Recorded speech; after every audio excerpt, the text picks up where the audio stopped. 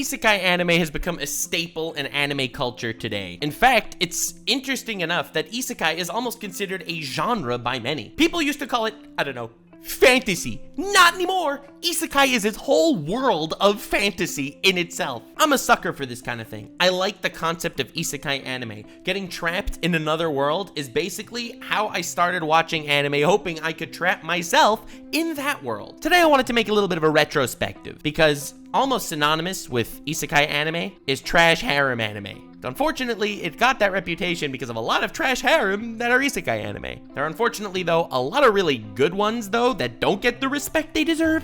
So this video, I wanted to be talking about the rise and fall of isekai anime. I wanted to talk about isekai anime, where it started, where it went, its peaks and its heights, and also why it fell off tremendously to some degree, to the point that they're just freaking adapting anything. I mean, they just adapted an isekai anime about a vending machine. Someone got transported to another world. It's a vending machine. The rise and fall of isekai anime because someone had to do it.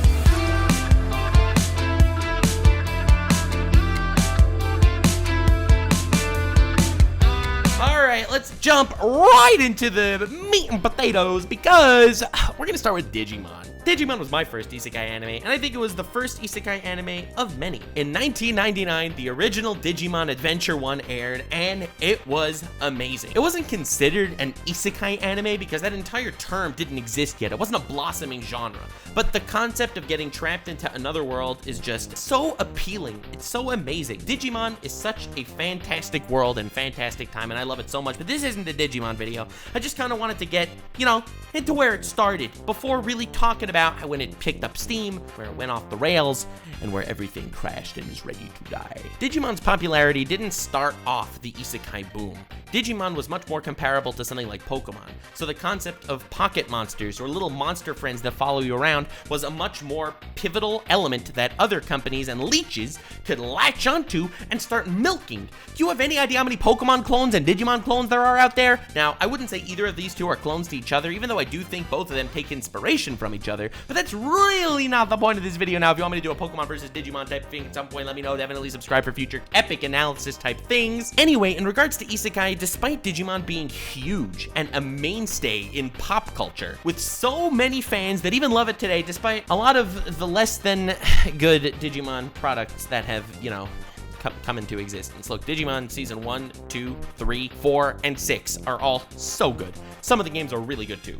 But a lot of stuff is less than stellar in many ways. The impact Digimon had on the world is much more in the merchandise department and much more in the monster friends to the boys and girls department than it was in the isekai area. So I don't think it caused any form of isekai boom. Now, after this, there are isekai stories because the concept of getting lost in another world or transporting to another world, they aren't exactly super mega novel. It's not like it's a concept that revolutionized the way fantasy was written. There were some moderately popular anime here and there like Zero no Tsukaima or Kiba that are both kind of aight, but neither can cause an actual boom per se, and then Sword Art Online happened. I wanted to talk about how pivotal Sword Art Online was to the actual modern culture of isekai anime because it basically is the grandfather of all the garbage that gets spewed out today. I am one of the rare individuals that think Sword Art Online is pretty damn good. Okay, I wouldn't say it's a masterpiece. I wouldn't say it's an 8 out of 10, but I would say it's a 7.5 out of 10. I'm thinking of doing an entire video, like a No One Understands Sword Art Online, because I feel like signals got so crossed because of how popular it got, so how big the anti-Sword Art Online revolution got. Crazy that it aired over 10 years ago in 2012, but it got so big, it got so huge, that it became the grandfather of the isekai anime genre. Sword Art Online is an anime where people get trapped in a game, and if they die in the game, they die in real life. And then they finally leave that game only to get trapped in a different game, and if they die in that game, they die in or something like that. Who cares? Point is, it's a classic isekai style anime, except instead of a fantasy world, it's through science fiction means. Not the point, it's the same concept. Sword Art Online got really big. The merch is so huge, despite the fact that we haven't had any Sword Art Online intellectual property released in a while, and even what was released in the Alicization stuff wasn't even that big. There's still so much love for Sword Art Online out there. It's still so massive. Asuna is still considered one of the top waifus ever. Even in the less popular Sword Art Online 2, Shinon is also considered one of the top waifus ever. Kirito's swords are some of the biggest cosplay merch sold, and the concept of Kirito, the Black Swordsman, completely overwriting guts from history, continues to make people like me extraordinarily upset. All that said and done, it follows the typical isekai trope. Hero dude gets transferred to another world, is incredibly overpowered, develops a harem to follow him, saves the world. That's the isekai trope that's become so popular, they don't even feel the need to describe that in isekai anime today. At this point, it's just like, okay, this dude is in this world to defeat the Demon King. That's just the mainstay plot. Every isekai has that plot. They don't even feel the need to explain any of this stuff to you. By the fact that he's in an isekai world, obviously he's gonna get a harem and beat the Demon King. That just comes with the territory. Now, before the explosion that happened, some other isekai stories started to get adapted because there's clearly a market for isekais, but of course, in the beginning, it's the good ones getting adapted. You got your Log Horizon, you know, in 2013, you get trapped in a game, except instead of focusing on the main character developing the harem stuff, it's focused a lot more on the political and geopolitical stuff going on in the world. All the NPCs and different cultures are now actual characters, you know, like actual human beings. It starts tackling the concept of you're stuck in a game now, so when you die, you just respawn. So death is meaningless. And to the NPCs who when they die, they stay dead, well, all of a sudden everyone trapped in that world is just kind of like an immortal god to them. It's kind of stressful. They have to develop culture and morality from the absolute ground up, and it's a completely interesting take on this concept of trapped in a game.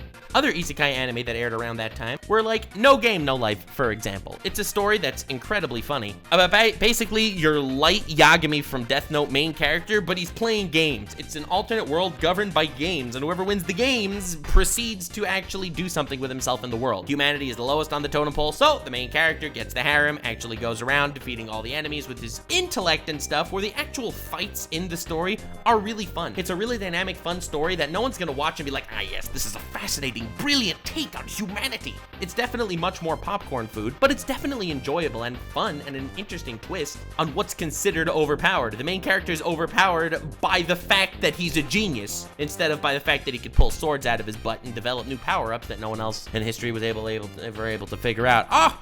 Kirito can use 2 swords at the same time. Oh my god, he's so broken. Other popular anime in that time period / era that came out that are still remembered very fondly are stuff like Konosuba, a parody-like take on the entire isekai style, where he develops his harem, except instead of being a badass, he's just kind of an asshole, and ReZero. Imagine isekai, but a horror. He gets his harem, yeah, it's true, but every time he dies, he wakes up again at the previous quote-unquote checkpoint, suffering the experience of dying again and again and again, really delving deep into the psyche of a main character in an isekai story. In the 2012 to 2014 era, isekai got so big, there was even a Naruto Shippuden isekai movie. There were anti-isekais, which is like devil is a part-timer, where the devil in this fantasy world got transported to the normal world and had to start working in McDonald's. Try not to copyright me. Soon after that, the isekai started becoming a little more hit and miss. The mainstays of the isekai staple definitely picked up steam and definitely were fantastic in their own right in many, many ways. But people realized that it is so easy to monetize this concept. Every lonely dude sitting in their bedroom jerking off 14 times a day watching anime definitely wants to follow a self-insert protagonist, become overpowered, and get a harem. That's when the hit or miss era of isekai began. We covered the rise. Now let's talk about the plateau of isekai. Even in this plateau stage, I would say there's still some good stuff. Overlord follows the concept of main character trapped in another world, extremely overpowered, gets a lot of people that love him, harem.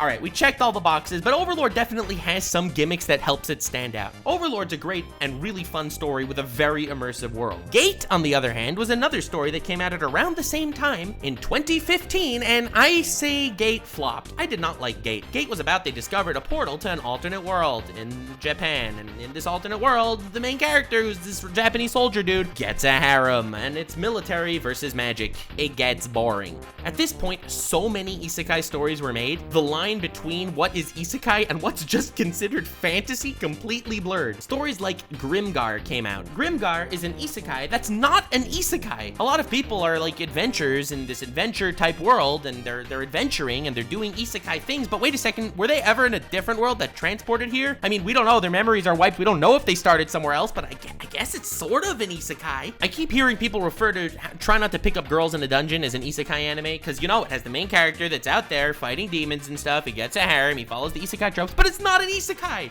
It literally starts in that same world that if you look at so many anime websites, they label it as an isekai anime, even though there's literally no isekai part to the anime. Isekai became more of a trope at this point than it even became a genre. Standouts in this time period were definitely stuff like Saga of Tanya the Evil. This dude who gets reborn into another world as this crazy dictator, lolly Hitler, flying around killing all these people, denying the existence of God, and Drifters being a story where these epic legendary heroes of myth and legend are killed and they wake up in an alternate universe trying to make a name for themselves and survive in that world. These are definitely good stories that I enjoyed, that yes, they are isekai, but now unfortunately, it had to contest with a lot of garbage. Welcome to 2016-2017, the garbage contestment era. This is the season and year where Isekai Smartphone came out. Dude dies, goes to God. God's like, you died before we expected, so I'm just gonna send you to another world now where you're gonna have to defeat the Demon King and get a harem, but you can take something with you.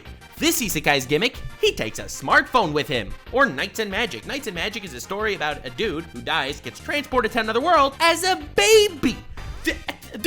What? There's no reason to make this an isekai anime, just have him born there. Oh, and he's overpowered and stuff and all that. Bro, why? Why? Just have this character born in this world. Have your Knights and Magic that way. No, it's an isekai. First he was a businessman in Japan that got killed so that every single person watching could be a lot more, you know, involved and feel like, oh man, relatable. If I die my worthless existence, I'll also maybe be isekai'd and reborn as a little girl in some other world. Sengoku Knight's Blood, Death March, The Master of Ragnarok. Oops, I accidentally summoned a Demon Lord. All these are anime that came out at around the same time period as well, and they definitely did not help in this department. They have the same gimmicks, the same cringe concepts, and it's all about getting transported to another world where in this world you're either the incredibly overpowered dude that managed to get a harem of women around him to help him defeat the other nations. That's the Ragnarok one. Or you get summoned to another world, except you're an extremely overpowered demon guy, and the people that summon you now, since they are bound to your spirit, are forced to be your harem. It's a lolly and it's an elf. Yep, you get your choice of waifus, you get all your different archetypes, and bammo, that's the harem of the main character who was summoned to this world as an overpowered god. This is the muddling era, because even when you have some good isekai anime, how do they stand out against this? They all are competing with the same concepts and the same values. The same themes are being tackled, the same style is just happening again and again. Even the good ones that follow this format, because I don't think that any story could be considered good or bad purely depending on the tropes it uses. It's how it uses those tropes and it's how it writes its characters that's really what makes it good. I'm not gonna roast any individual series or character based on the tropes it follows. And I mention all this because in this hodgepodge of absolute garbage that came out, Slime Isekai came out. And Slime Isekai is actually pretty good. I'm not gonna say it's amazing. It's definitely not Drifters, it's not ReZero, it's not Konosuba, it's not Log Horizon, but it's a damn good show. Dude dies, transported to another world. Of course, while dying, he has to play into all the memes, be like, please erase my browser history. As he dies, transported to another world, except he's a slime. God, slime, that's like the weakest thing ever. Nope, this slime's not. This slime learns every single magic power on the face of the planet and becomes incredibly broken, along with his friend, the Tsundere Dragon. Manages to get a harem, take over the world, is extremely powerful. It follows the same generic tropes and concepts to the point that why would I watch this? It's just like every single other isekai anime that came before it. It's lost and hidden in this hodgepodge of garbage, except this is actually a good story about building friendships. But now that we're in these fantasy worlds that are all taking place in the medieval era, why don't we make them darker? Enter Rise of the Shield Hero. Follow the same trope again. You know, you got your main character transported to another world. He is the legendary shield hero of myth and legend. He will defeat the Demon King. He actually proceeds to forget his harem and stuff, except we're gonna make this dark. We're gonna have some woman blackmail him and claim that he assaulted her, and then even though she's lying, the entire world is gonna be up against him, and he's gonna live in darkness and sadness, and he's gonna buy slave women, and he's gonna free them, but they're gonna love him and be thankful for him, so they'll still be his harem. It's the exact same concept again, except, yeah, let's make the main character a complete edgelord and hated by society. Yes, Twitter will like this one a lot. But you know what? It helped it stand out. This crazy new impactful way of storytelling made Shield Hero stand out, and people talk about it today, even though legitimately, it's the same trope. I would say it does all the tropes worse than Slime Isekai, but it's more famous than Slime Isekai just because it stood out more through the gimmick that this dude's hated by society. He's the Spider-Man instead of the Superman. Kenja no Mago, Mao-sama Retry, Ari Fureta, Cop Craft, Isekai Cheat Magician, Ni no Kuni, Hatage, the incredibly cringe wrestler guy that got transported to another world and wants to have sex with every single animal that he walks across. Yes, because that's also one.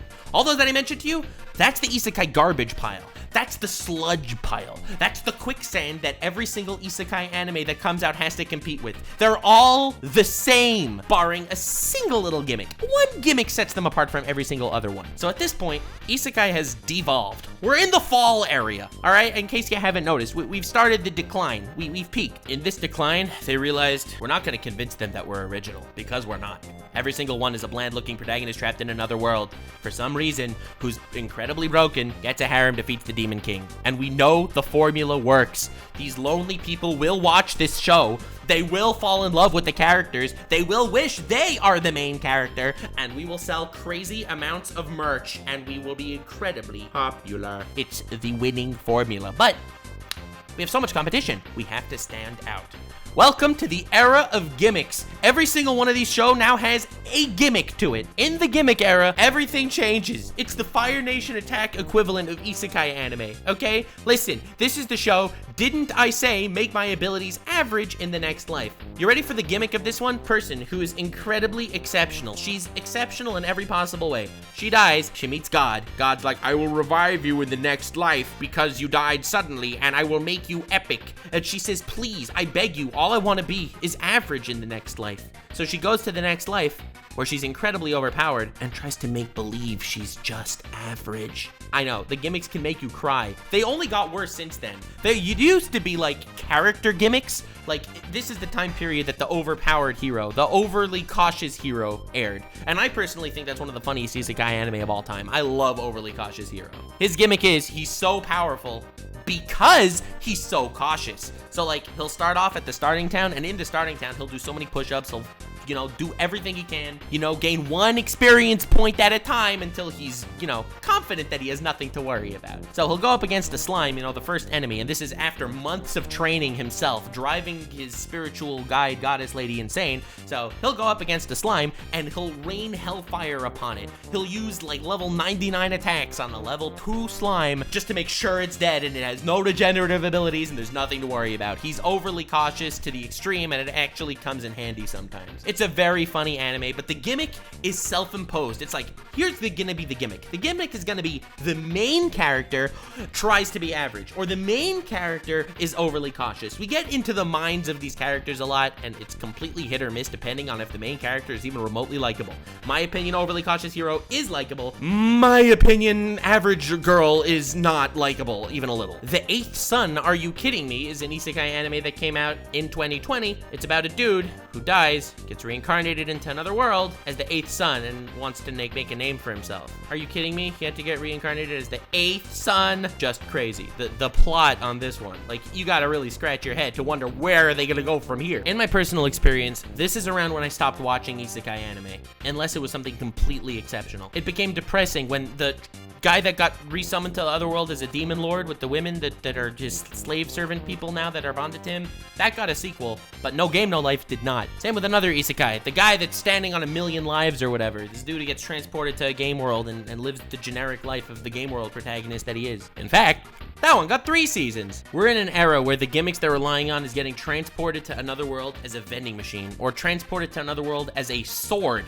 A really overpowered sword. You're not even a person anymore, just a sword to be wielded by a lolly, okay? Just this season alone, we have 2 separate isekai anime, one transported to another world to become a gardener, and one transported to another world to become a handyman. These are 2 separate anime that are airing this current season. As I mentioned, I haven't watched any isekai anime pretty much, unless I hear something exceptional about it, since Overly Cautious Hero. I heard amazing things about Mushoku Tensei, and I just have a hard time stomaching sitting myself down after watching so many bad ones that I'm gonna actually like this one. I know I will because I heard so many great things about it, but at the same time, do I really want to see another guy transported to another fantasy world who is overpowered and gets a harem? It is all the tropes. It's not like it breaks any of them. It is the tropes. But again, I'm sure it's good. I heard great things. There was another one that I started reading the manga about, the gamer uncle from another world. This dude gets trapped into another world for 17 years, and he's having a horrible time there because he doesn't know what a tsundere is. He just thinks that this girl is harassing him. And 17 years later, he wakes up from his coma back in the real world. He still has magic. He still has portal stuff that he could do and stuff. And it's a comedy, and it's very funny. It's actually not a self-insert, finally. On stream, I do a series called Based or Bust, where my chat recommends manga for me to read, and I check them out, and either they're based, or they are a complete bust. On my latest stream, at the time of recording this video, I was asked to react to FFF Class Trash Hero. That's gonna be a video on Nuxanor, or perhaps it already is a video out there. Because it was funny, I did kind of enjoy it, but it's a story about a dude who gets transported to another world, he's extremely broken, he beats the Demon King, and then all of a sudden, he's an asshole. He learned nothing from this experience. Time to relive the entire scenario from scratch, following the gimmick formula again. It's such an oversaturated genre to the point that I think people that say Isekai is a genre are mistaken. I think Isekai anime is much more of a descriptor as regards to a trope than it is to a genre. Harken back to what I was talking to about just a couple minutes ago, how in Danmachi, the story about getting trapped in a dungeon, try not to pick up girls in a dungeon, that one that has all the Isekai tropes, but except for the Isekai part, people are still calling it an Isekai. I do have good news though, and I am ending on a positive note, believe it or not. I started actually liking Isekai again, so I am actually going to definitely watch Mushoku Tensei and a lot more, and that's because I completely changed my mindset about it. I like the trapped in another world trope. I like all of that stuff. I started watching it for the gimmicks, unironically, and it's really thanks to the series I've been doing on Nuxanor Based or Bust. Definitely check out some of those manga readings. They are really funny. I do think that my reactions to a lot of these really bad manga are kind of hilarious. It's almost like watching a cringe compilation, except it's a medium that I really love. Instead of watching people get scammed by influencers selling NFTs again. It's fun to laugh about them with you guys. I'm not here expecting, the next ReZero when I'm watching Trapped in Another World forced to become the Demon Queen's husband, okay? I'm not expecting it to be great. I'm just expecting to laugh at the sheer stupidity of it all, and you know what? It's been working wonders. So, I know that this has been a rise and fall of the Isekai genre, or trope, or however you want to call it. I have been having fun watching anime and reading manga again. I like being able to completely differentiate between a masterpiece of a story and a story that's just so cringe it's funny. Isekai anime became like every other trope ever. Everything that's great, everything good, every cool concept becomes a trope at some point. Yeah, giant robots are cool, so there are a lot of really bad giant robot anime. Yeah, battle royales are cool, so for every Fate Zero, which is a fantastic battle royale, you got your Future Diary, which is your more average battle royale, I suppose. And then you got your Juni Tyson. I bet you never even heard of that, but that's one of the worst battle royale anime I have ever seen in my entire life. It's just a new trope, and like every other trope, the majority is dog shit. But that doesn't mean you can't enjoy that part either. In its own way, even mounds of poop can be used for fertilizer, which is exactly what the gardener who got transported to another world would say. Look at that, amazing, I love this genre so much. This has been the rise and fall of Isekai anime. If you enjoyed, please leave a like, please subscribe, please let me know future rise and falls or other anime topics or discussions you want me to have. But I really think the takeaway is the following. Just like every other trope or every other genre, most stuff is gonna be mid. By the definition of average, most things are average. Just like most Western cop shows. They're so average, it's terrifying. Isekai anime, the same thing. I'm not expecting everyone to be good. I'm expecting everyone to be average. When I find a gem, I'll be surprised. But one thing I could say about Isekai anime, even when it's average, I can laugh at the complete and overall premise because that stuff's hilarious. I love that every Isekai anime has a massive title that explains the entirety of the story. I can laugh, I can cringe, and I can have a good time. Like, subscribe, and stay weird, fans.